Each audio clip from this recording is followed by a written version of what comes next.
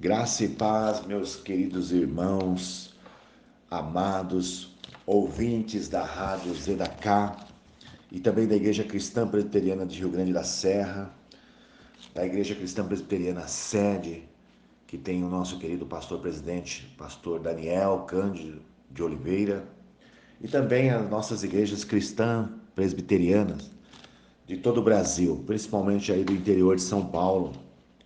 Deus abençoe a cada um de vocês. Quero agradecer também o diretor técnico da rádio, Márcio Gomes, e também o Diogo Sacaui, que nos fez o convite para que nós pudéssemos estar fazendo esse programa, tá bem? Eu quero aproveitar o lockdown, o confinamento devido à pandemia do Covid e queremos fazer programas de estudos bíblicos, tá bem? Para ajudar os nossos irmãos em Cristo que estão aí longe de suas igrejas, né? De suas comunidades cristãs. E nada melhor do que falarmos sobre escatologia, né? Sobre o estudo dos últimos dias, tá bem? E também sobre o Apocalipse, que é um livro escatológico, um livro muito interessante, muito atual. Eu tenho certeza que vai ser uma bênção muito grande, tá bem? Nós iremos fazer um resumo completo do livro de Apocalipse, tá bem, meus queridos? Nós estaremos numerando os áudios de cada aula, tá bem? Hoje é o áudio de número 1, tá bom? Onde faremos uma introdução ao livro, tá bem? Então, meus queridos, começando esse áudio e este assunto, todos vocês sabem que a Bíblia Sagrada é a palavra de Deus, tá bem? Hoje, a teologia liberal, a teologia moderna, diz que não é a palavra de Deus, e sim ela contém a palavra de Deus. Mas isso não é verdade, tá bem? A Bíblia, todos os seus 66 livros, 39 livros no Antigo Testamento e 27 livros no Novo Testamento, o total é 31.173 versículos e 1.189 capítulos. Então, todo esse conjunto de livros e toda ela é a palavra de Deus, né? Ela foi escrita por homens santos de Deus, inspirados pelo Espírito Santo de Deus, tá bem, meus queridos? Então não deixe ninguém roubar essa sua fé na palavra de Deus, nas escrituras sagradas, tá bom? E tome cuidado com as novas traduções hoje, tá bem? As novas traduções hoje contêm erros dramáticos, erros terríveis, tá bom? Um dia nós estaremos também estudando sobre esse assunto, tá bom? Bom, hoje o estudo é sobre o Apocalipse, um livro com 22 capítulos e 404 versículos, tá bem? Apocalipse, essa palavra de origem grega, tem o sentido de revelação, tá bom?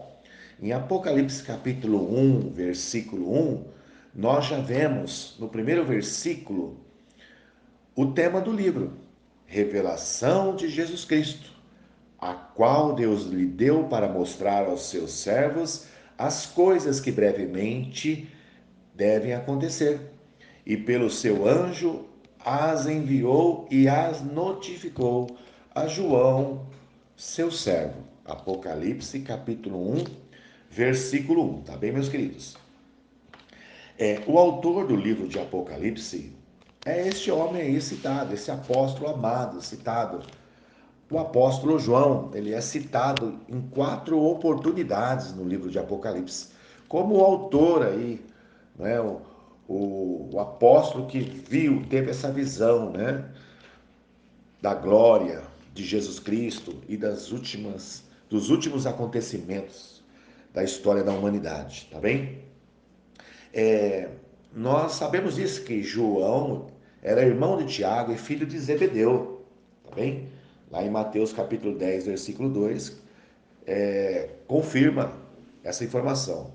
Ele é autor de 5 livros do Novo Testamento: o Evangelho segundo São João, esse evangelho maravilhoso, a primeira, a segunda e a terceira epístolas de João, tá bem? E também do livro de Apocalipse, meus queridos. Uma outra coisa também que nós devemos saber é que a data em que o livro foi escrito, tá bom? O Espírito Santo foi muito criterioso ao fechar a Bíblia com chave de ouro através do livro de Apocalipse. Ele quis também preservar, ou melhor, reservar ao apóstolo amado o privilégio de escrevê-lo, quase no apagar das luzes de sua própria existência, como também do século em que viveu, ou seja, entre o primeiro e o segundo século, tá bem?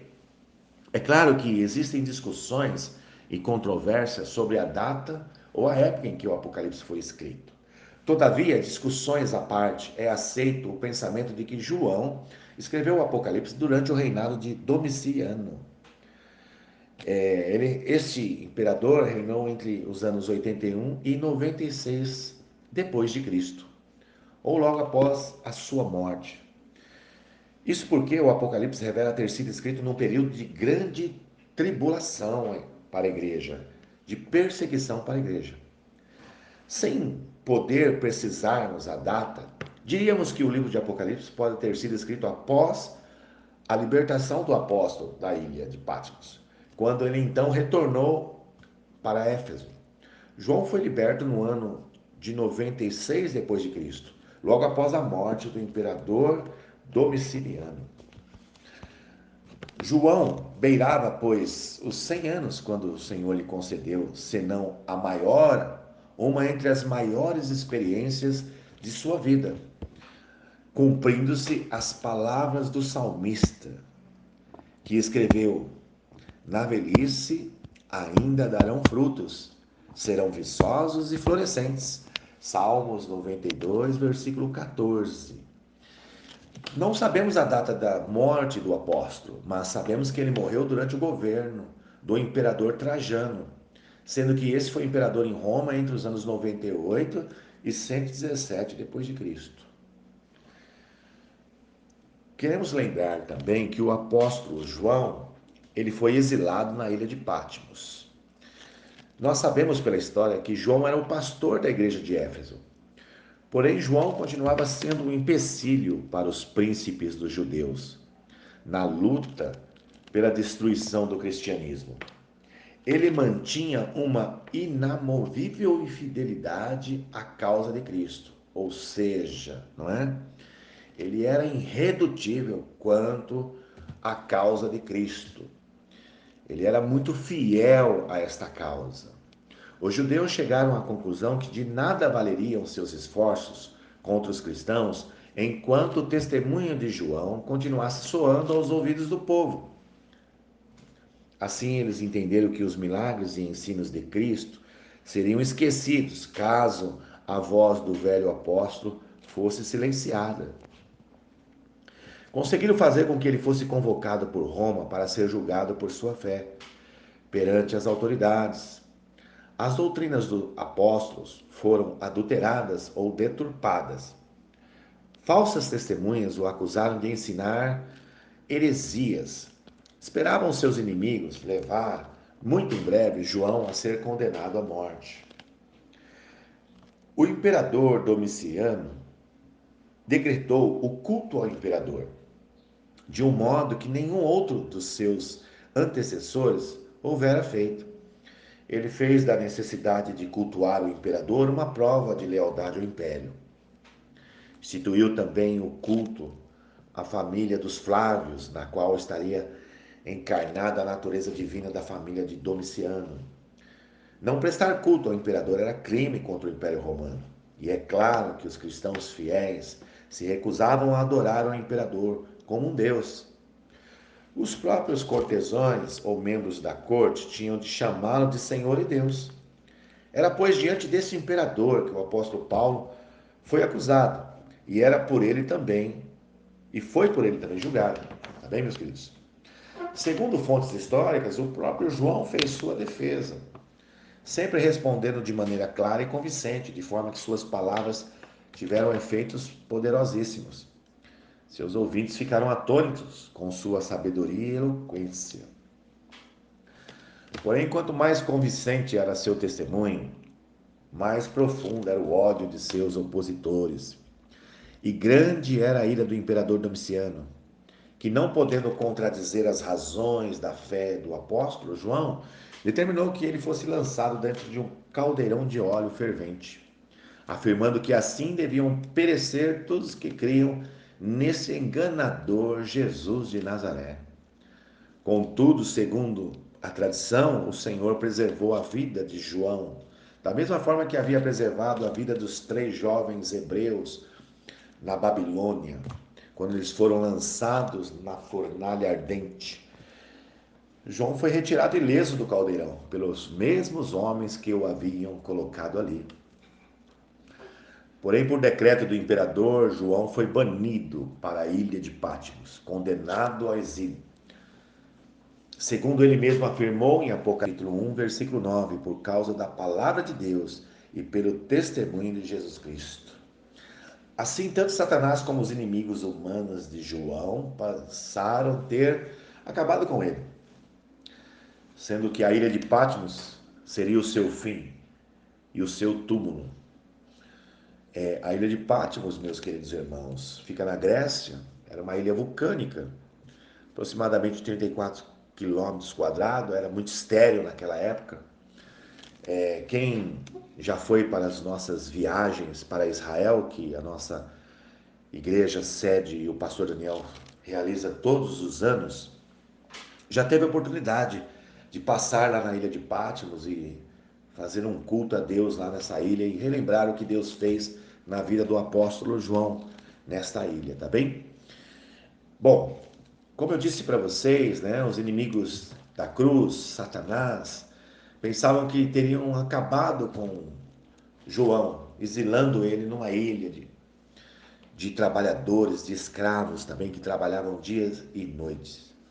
Porém, Deus não pensou assim. Para Deus, a ilha de Patmos não representava o fim para o apóstolo, mas sim apenas um pequeno período de estágio preparatório para a realização da obra mais importante que, de forma especial, ele havia reservado para o seu fiel discípulo. Na verdade, Deus não impede a trama dos ímpios, mas faz com que suas armadilhas contribuam, como diz Romanos 8:28, juntamente para o bem daqueles que amam a Deus.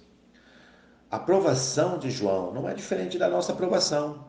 É um dos instrumentos usados por Deus para trazer seus filhos para mais próximo de si, para que lhes possa mostrar sua fortaleza e a fraqueza deles.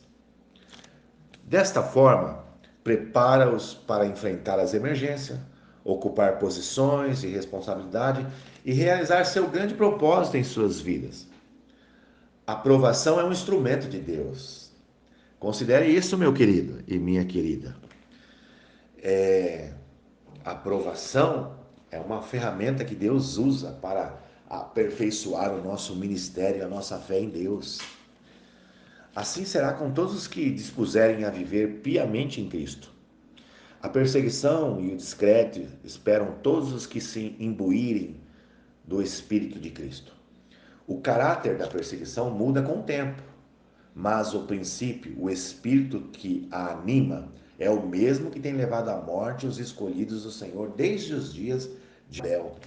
Em todos os séculos, Satanás tem perseguido o povo de Deus, e não seria diferente hoje. Tem-nos torturados e lhe dado a morte. Porém, os perseguidos tornaram-se conquistadores ao morrer. Deram testemunhos do poder de Jesus Cristo, que é mais forte que Satanás. Para você conhecer melhor essa história desses homens que foram perseguidos e são considerados vencedores por Deus, é só você ler o livro de Hebreus, capítulo 11, tá bem? Pode os ímpios torturar e matar o corpo, mas não podem tocar na vida que está escondida com Cristo em Deus.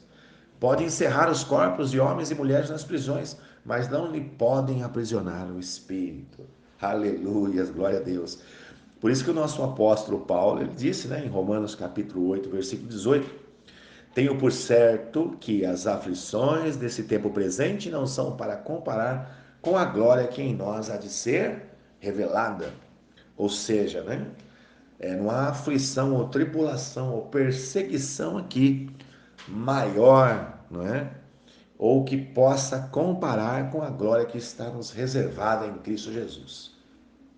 Bom, meus queridos, agora nós vamos saber sobre o tema central do livro de Apocalipse. Então, o tema central do livro de Apocalipse é a pessoa amada, é o nosso Salvador Jesus Cristo. Em Apocalipse capítulo 1, versículo 1 já diz, revelação de Jesus Cristo. Em Apocalipse capítulo 1, versículo 8, ele diz, eu sou o Alfa, eu sou o Ômega, o princípio e o fim. Diz o Senhor, que é, e que era, e que há de vir, o Todo-Poderoso. Aleluias. Oh, glória. É interessante observar que o livro de Apocalipse não trata sobre o arrebatamento da igreja, meus queridos. Assim, conforme ainda veremos, tudo indica que a igreja será arrebatada antes mesmo que ocorram os eventos escatológicos previstos nesse livro, principalmente do capítulo 4 ao capítulo 22, tá bem? Bom, eu quero mostrar para vocês, né, que Jesus, ele é o centro, ele é o tema central do livro de Apocalipse. Por exemplo, vou citar aqui alguns exemplos, tá bem? Em Apocalipse capítulo 1, versículo 5, ele é a testemunha fiel. No mesmo versículo, ele é o primogênito dos mortos. No mesmo versículo, ele é o que governa os reis da terra. No versículo 8, ele é o vencedor da morte e do inferno. No versículo 13, ele é o verdadeiro Senhor da igreja, aquele que nunca abandona. No versículos 10 e 11 do capítulo 4, ele é o Senhor dos céus e da terra. No versículo 9 do capítulo 1, ele é o que revela o futuro, todas as coisas. Ele é o juiz que executará a sentença do Pai sobre a terra, Apocalipse 19, 11. Ele é também o Rei dos Reis e o Senhor dos Senhores, Apocalipse 19, 16. Ele é o que tem Satanás debaixo dos seus pés e debaixo de suas ordens, Apocalipse 20, versículo de 1 a 2. Ele também é o supremo juiz, Apocalipse capítulo 20, versículo 11 a 12. E também ele é o vencedor do inferno e da morte, Apocalipse capítulo 20, versículo 14. E ele é a luz eterna, como diz lá em Apocalipse capítulo 21, versículo 23. E o Cordeiro é a sua lâmpada, e as nações andarão à sua luz para sempre. Ele é, como nós já lemos, o alfa e o ômega e o princípio e o fim. Ele é aquele que prometeu que viria buscar a sua igreja. Então, ele é tudo isso e muito mais, meus queridos irmãos. Aliás, a pessoa de Jesus Cristo, essa pessoa maravilhosa, ele é o tema central de todas as escrituras sagradas, tá bem? E uma outra coisa que nós temos que entender também é que o livro do Apocalipse, você pode dividi-lo em três partes. Em Apocalipse capítulo 1, versículo 19, está escrito assim: escreve as coisas que tem visto, e as coisas que são, e as que depois dessas hão de acontecer. Então nós vemos aqui nesse versículo que o livro de Apocalipse você pode dividir em três partes. A primeira parte é as coisas que tem visto, que se encontra no capítulo 1. Por certo, refere-se à visão na ilha de Patmos, descrita por João no capítulo 1, e que serve de introdução ao livro.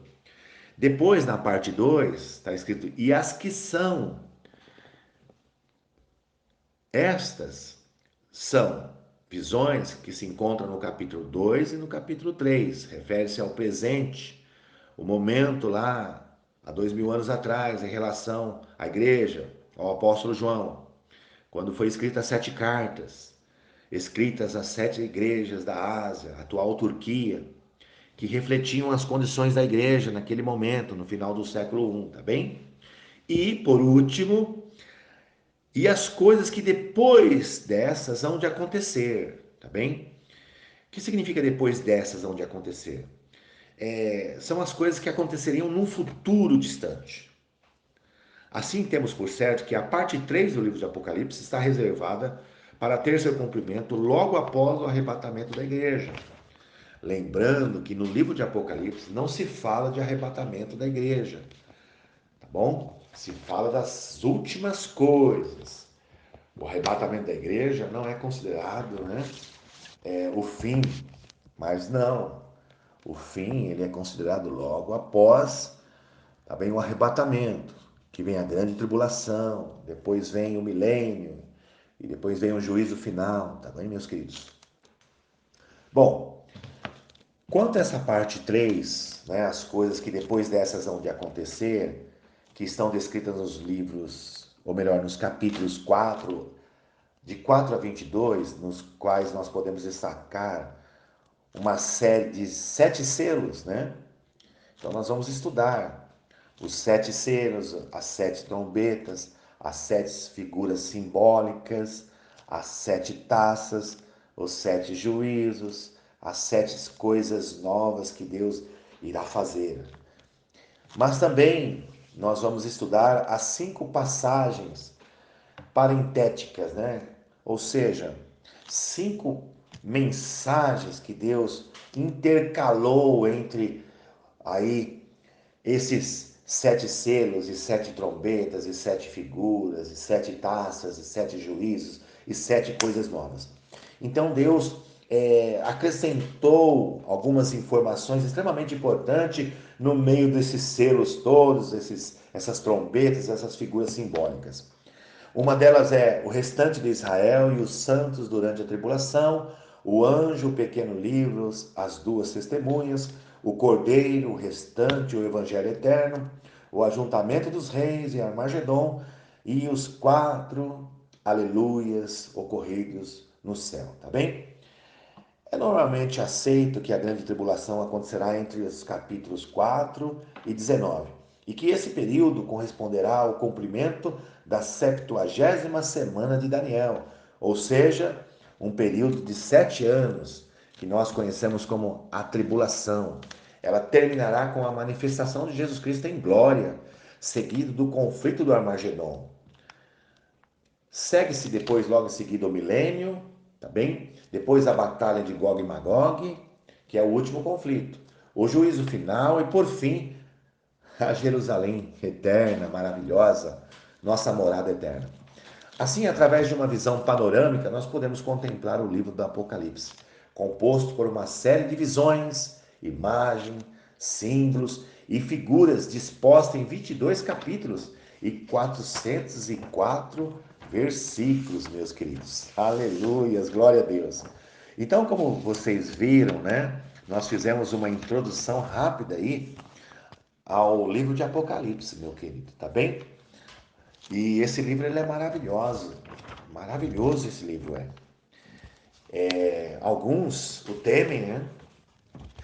Mas não há por que temer, meus queridos.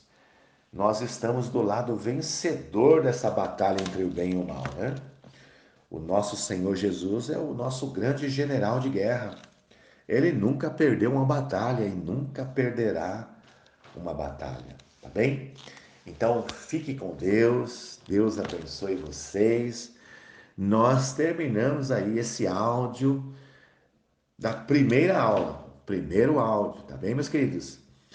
E se Deus assim o permitir, amanhã nós faremos o segundo áudio, tá bom? Então não se esqueçam de se cuidarem do Covid, tomarem todos os cuidados aí previstos, tá bem? E também, principalmente, não esqueçam de se cuidarem espiritualmente. não é? Tomando bastante oração, bastante jejum, leitura da palavra, comunhão.